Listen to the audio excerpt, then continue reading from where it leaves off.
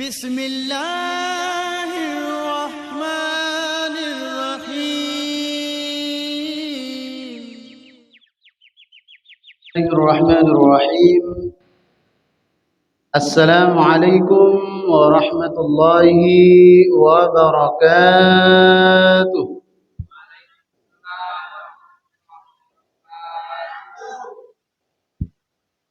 الحمد لله الحمد لله الذي بنعمته تتم الصالحات، والصلاة والسلام على سيد السادات وعلى آله وأصحابه أهل الفضائل والكرامات.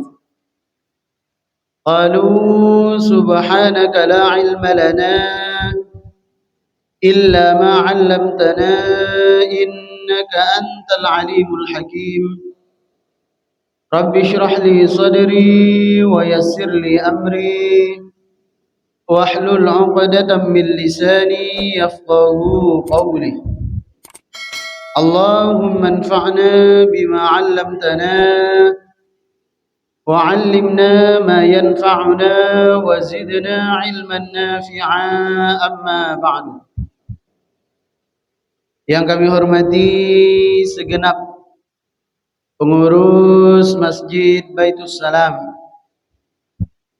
yang kami hormati Bapak Imam Masjid Baitus Salam, para alim ulama, tokoh masyarakat, serta seluruh jamaah yang hadir pada malam hari ini.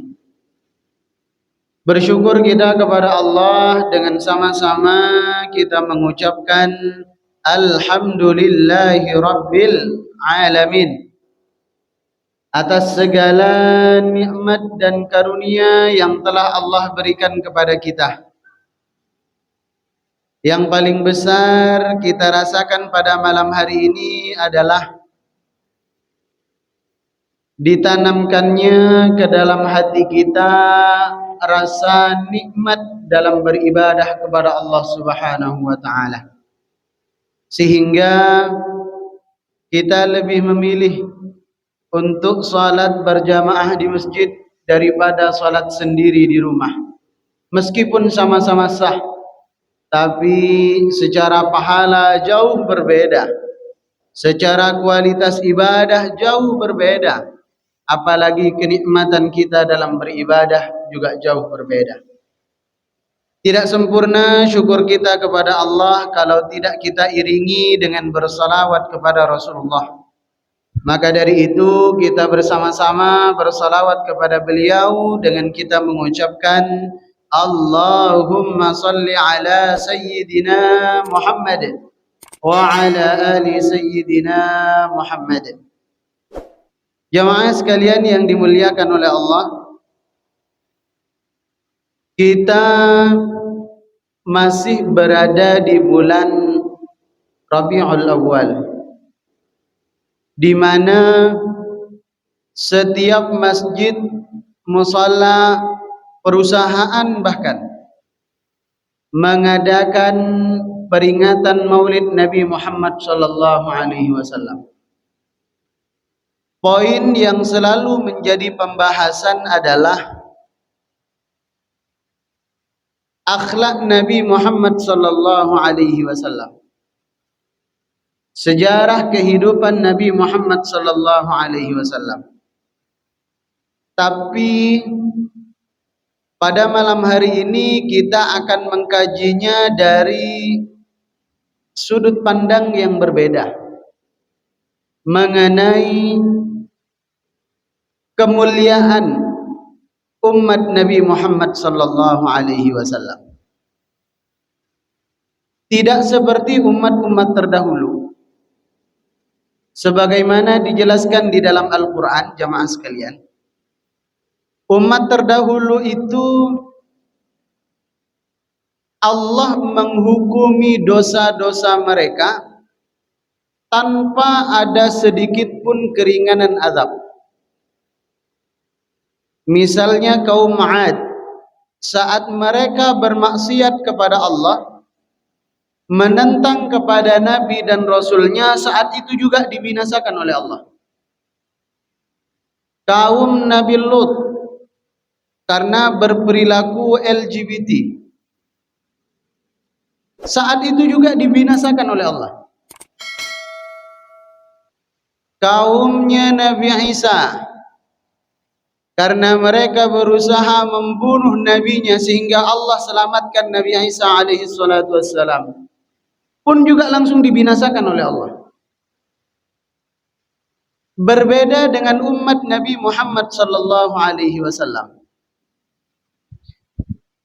Rasa-rasanya kalau dibandingkan umat-umat terdahulu, sepertinya umat akhir zaman ini yang lengkap komposisi dosanya. Kenapa saya katakan lengkap komposisi dosa? Misalnya, kaum Nabi Lut, kesalahan terbesar mereka adalah melakukan penyimpangan seksual. Tidak ada dosa yang lain. Korupsi tidak ada, zalim tidak ada. Tapi sekarang semuanya ada. Membunuh saudaranya sendiri ada. Berperilaku LGBT banyak. Menentang para ulama dan tidak patuh kepada pewaris para nabi yaitu ulama banyak. Membunuh orang tuanya sendiri sebagaimana umat terdahulu banyak. Bahkan perang saudara antar kita sendiri juga di mana-mana. Semua kesalahan-kesalahan umat terdahulu seakan-akan ada pada umat sekarang ini. Tapi pertanyaannya, kenapa tidak Allah binasakan? Kenapa tidak seperti umat terdahulu? Umat terdahulu ini, misalnya satu kawasan ini ahli maksiat, yang Allah musnahkan itu satu negeri. Bukan hanya satu kawasan itu saja. Itulah mengapa dulu kita kaji, kalau ada orang lain berbuat kemaksiatan di perumahan kita misalnya, dia berbuat dosa dan kita diam, maka suatu saat Allah akan menurunkan azab, yang diazab bukan hanya dia sebagai pelaku, tetapi kita masyarakat yang ada di sekitarnya. Maka Rasulullah mengatakan, kalau kalian berada di satu perahu, dan kemudian ada satu orang yang berusaha untuk membolongi perahu itu, apakah kalian tinggal diam atau mengingatkan? Maka kata para sahabat, harus mengingatkan. Kenapa begitu? Kata Rasulullah, sebab kalau satu orang, misalnya ada 10 orang di perahu itu, ada satu orang yang berusaha membolongi perahu itu, dan ketika perahu tersebut berhasil bolong, masuk air secara perlahan, yang akan tenggelam bukan hanya yang membolongi saja, tetapi semua yang ada di atas perahu itu. Sama, hidup kita juga begitu. Tapi kembali kepada persoalan awal, Ustadz, kan sekarang ini semua dosa umat-umat di masa lalu dilakukan oleh umat zaman sekarang. Kenapa Allah tidak binasakan umat zaman sekarang ini? Diganti dengan umat yang baru misalnya, sebagaimana umat terdahulu. Kaum Ad binasa semuanya, diganti sama kaum baru. Kaum Madian binasa semuanya, diganti kaum baru. Kaum Samud binasa semuanya, diganti oleh kaum baru. Lalu kenapa umat sekarang tidak dibinasakan oleh Allah? Allah jawab di dalam Al-Quran, wa ma kana Allahu liyu'adzibahum wa anta fihim wa ma kana Allahu mu'adzibahum wa hum yastaghfirun. Ada dua alasan mengapa Allah tidak mengadab kita meskipun sudah kita lakukan berbagai macam dosa yang telah dilakukan oleh umat-umat terdahulu, tapi Allah masih biarkan kita. Allah tidak membinasakan kita. Yang pertama kata Allah, wa ma kana Allahu liyu'adzibahum wa anta fihim, dan Allah tidak akan mengazab mereka, tidak akan membinasakan mereka, wa anta, sedangkan engkau wahai Muhammad, fihim, berada di tengah-tengah mereka. Pertanyaannya, ayat ini relevan pada saat turun. Karena pada waktu itu masih ada Nabi Muhammad. Itulah mengapa sejahat-jahatnya Abu Jahal, sejahat-jahatnya Abu Lahab, yang disiksa cuma dia saja, masyarakat lingkungan tidak. Kalau umat terdahulu satu yang dosa semua dibinasakan. Alasan yang pertama kata Allah, wa anta fihim, karena di tengah-tengah mereka itu ada Rasulullah. Pertanyaannya adalah, apakah ayat ini masih relevan sampai hari ini? Hukumnya, bukan ayatnya ya, hukumnya. Sedangkan sekarang Rasulullah sudah wafat. Apakah ada kemungkinan suatu saat Allah akan membinasakan kita diakibatkan dosa yang kita lakukan? Maka ulama tafsir sepakat, yang dimaksud wa anta fihim, dan engkau wahai Muhammad berada di tengah-tengah mereka, itu yang dimaksud bukan hanya fisiknya Nabi Muhammad, tapi akhlaknya Nabi Muhammad. Ada satu dua orang, satu kelompok dua kelompok yang masih melestarikan akhlak Nabi Muhammad, itu yang menjadi alasan kenapa Allah tidak membinasakan kita, kenapa Allah tidak mengadab kita, meskipun mayoritas bermaksiat kepada Allah, mayoritas kafir kepada Allah, mayoritas ingkar kepada Allah, tapi ada satu dua orang yang melestarikan akhlak-akhlak Nabi Sallallahu Alaihi Wasallam, maka itu alasan yang pertama Allah tidak mengadab kita. Itulah mengapa jamaah sekalian, penting perayaan Maulid Nabi itu diadakan. Saya dahulu heran karena tradisi di kampung kami itu Maulid Nabi jauh lebih ramai dibanding hari raya. Jadi orang-orang yang perantau, kerja ke luar kota, bahkan ke luar negeri, itu semuanya kalau pulang bukan hari raya, tapi Maulid Nabi. Kalau hari raya itu lumayan ramai, tapi tidak seperti Maulid Nabi. Kalau Maulid Nabi ramainya luar biasa, dan 1 bulan penuh. Bukan hanya 12 Rabiul Awal aja, 1 bulan penuh kita Maulid Nabi. Kemudian saya bingung, kenapa ya di kampung kita itu ada tradisi Maulid Nabi lebih ramai dibandingkan hari raya? Sampai pada akhirnya kami soan bersilaturahim dengan seorang ulama di Madura, dan kami tanya, Kiai, mengapa di Madura itu Maulid Nabi seakan lebih meriah dibanding hari raya, baik itu Idul Fitri ataupun Idul Adha? Kok bisa demikian? Karena lumrahnya di kota-kota lain hari raya lebih ramai, tapi di Madura kenapa Maulid Nabi lebih ramai?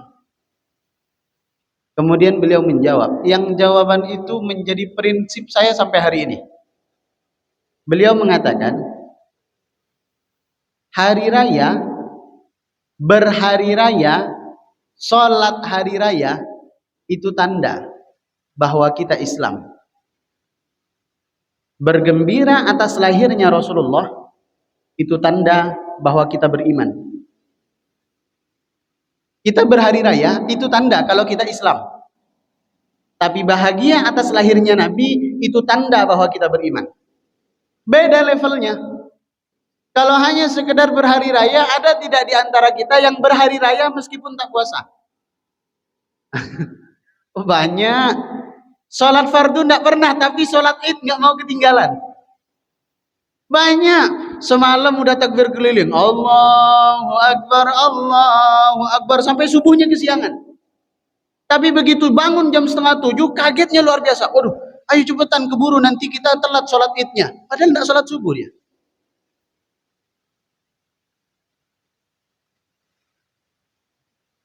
Maka tidak heran, siapapun yang Islam berusaha berlomba-lomba untuk melaksanakan sholat id. Padahal sholat id itu hukumnya sunnah. Kalaupun kita tidak sholat, tidak berpengaruh apa-apa untuk puasa kita. Beda dengan zakat fitrah ya.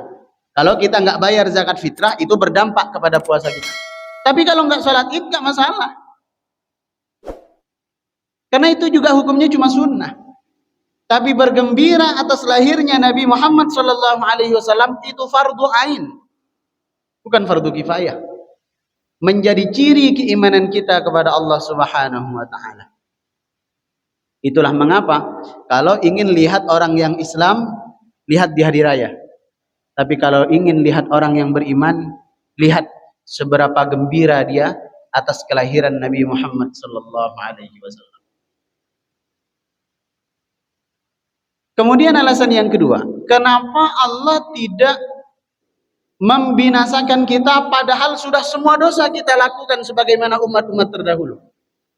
Wa ma kana Allahu mu'adzibahum wa hum yastaghfirun. Dan Allah tidak akan mengazab mereka sedang mereka yastaghfirun. Memohon ampun kepada Allah, istighfar. Itulah mengapa jamaah, salah satu zikir yang paling afdal, mencakup semuanya. Ingin lapang rezekinya, jauh dari musibah, jauh dari bala, jauh dari celaka. Bahkan Allah menggagalkan azab yang seharusnya itu menjadi jatah kita. Allah sudah tulis bahwa hari ini kita celaka, bahwa hari ini kita musibah, bahwa hari ini kita akan terkena bahasa kitanya apes, sial. Tapi karena istighfar Allah batalkan itu.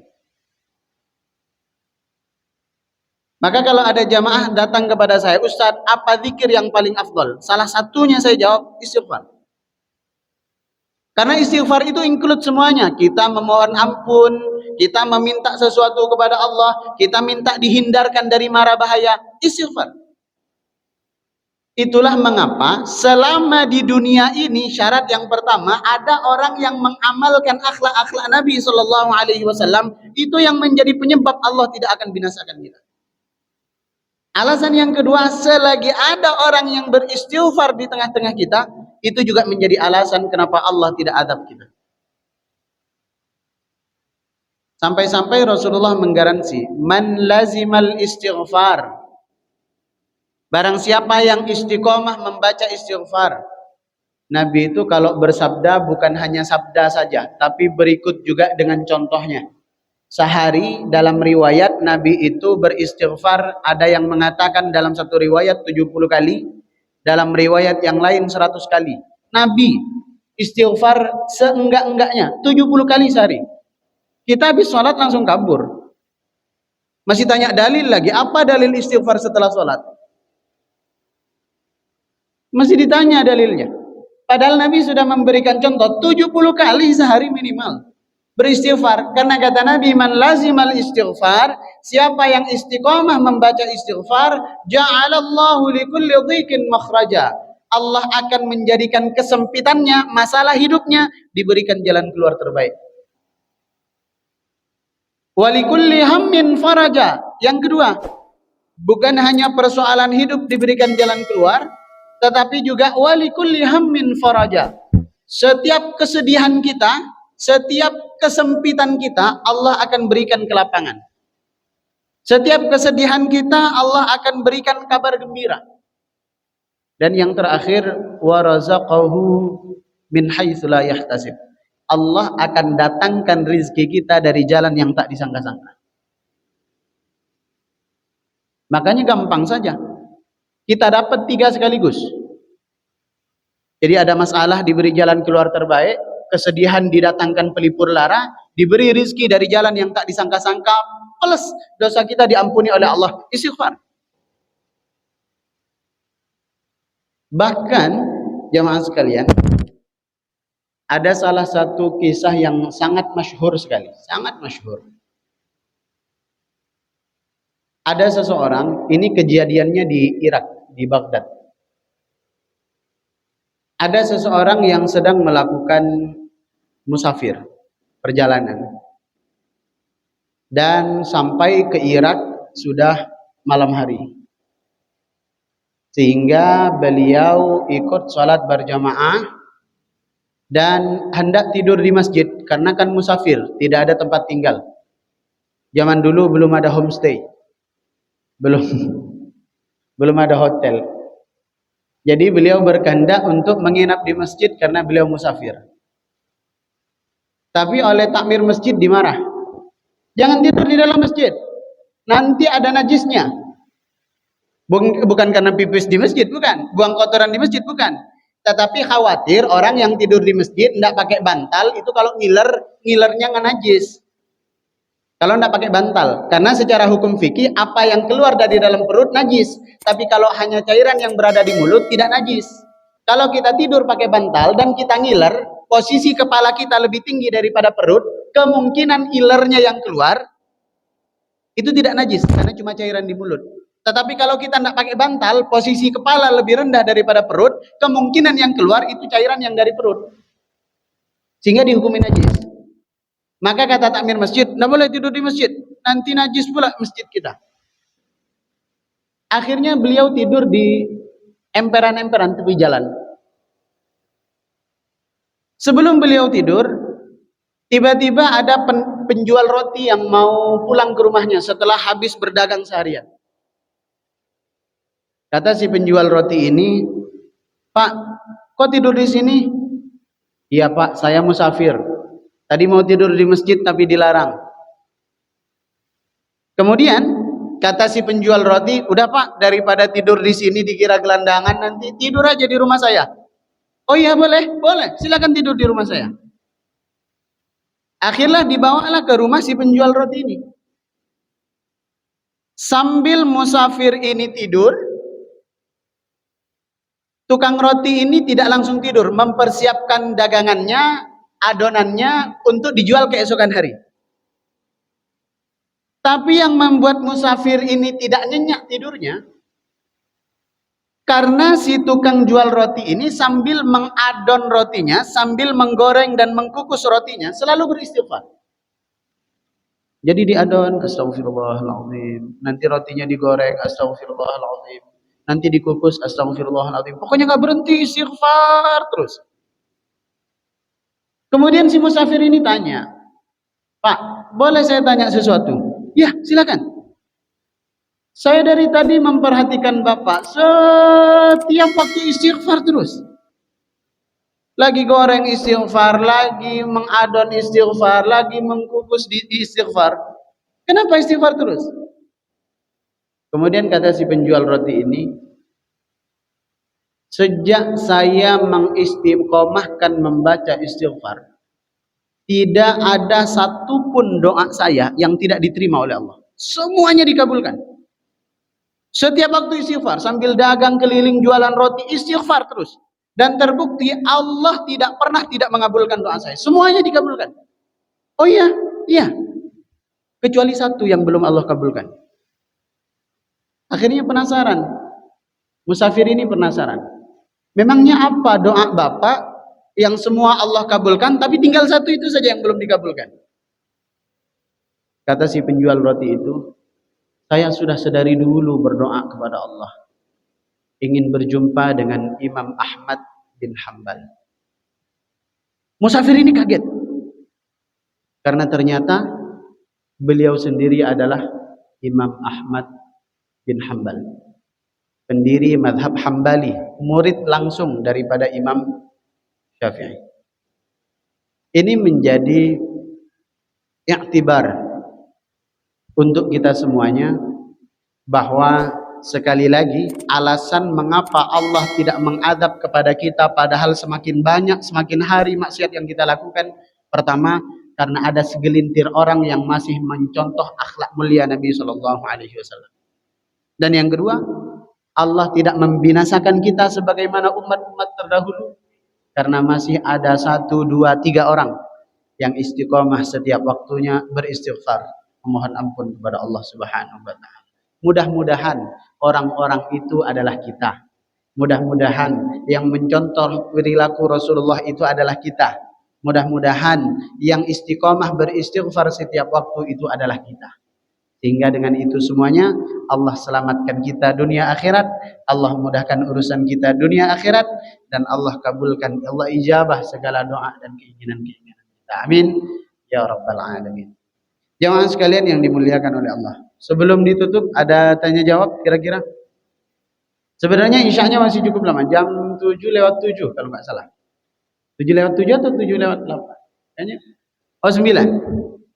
Sebelum masuk waktu sholat Isya, ada tanya jawab sesuai dengan tema boleh, di luar dari tema juga boleh. Sengaja diawalkan tanya jawabnya karena kami izin tidak bisa ikut sholat Isya bersama-sama. Sengaja kami pakai motor karena kalau pakai mobil nggak kekejar ke Batu Haji. Jadi biasa Valentino Rossi sat supaya bisa kejar waktu. Ada tanya jawab jemaah? Silakan. Silakan. Assalamualaikum warahmatullahi wabarakatuh. Pertanyaan sedikit saja Ustadz, mengenai mengganti sholat yang tertinggal, bagaimana caranya kita sholat umpamanya tertinggal maghrib, mengganti sholat yang tertinggal beberapa tahun yang lalu lah kira-kira. Nah, kita masih hidup sekarang, cara menggantinya tuh Ustadz.